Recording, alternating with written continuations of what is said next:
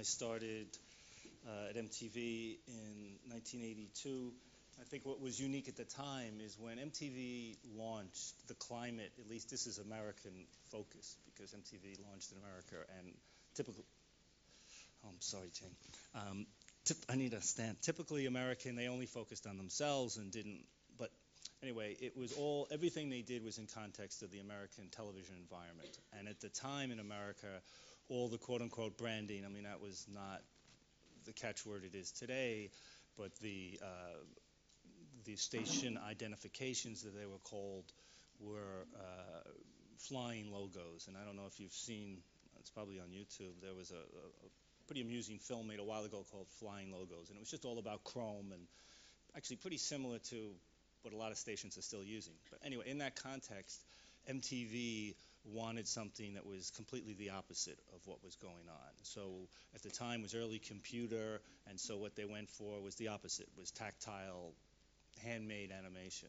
And at the time, our graphics department, this is obviously Paintbox and everything, most of what was being done was black and white publicity photographs were being painted on and stuck under a title camera. I mean, that was the graphics department. It was scissors and glue and paper. That was in the early 80s. So when it came to the motion graphics, they again took that line.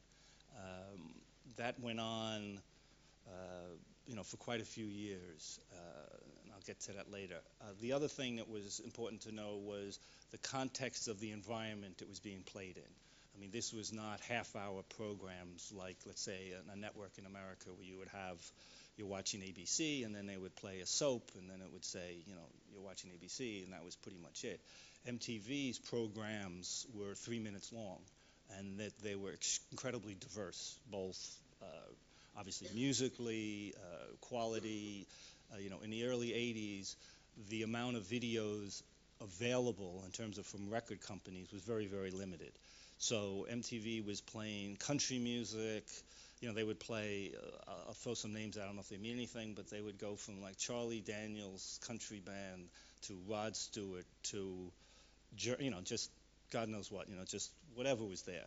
So it was a very eclectic mix of music and visual styles. A lot of the videos were done on very cheap, I guess, what is it?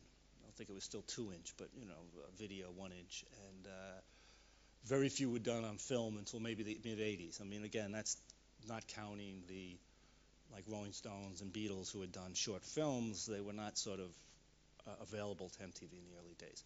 So I'm going to show you quickly a couple things, but as you can see, one of the first things that MTV got their hands on was free footage from NASA, which is the American space, all their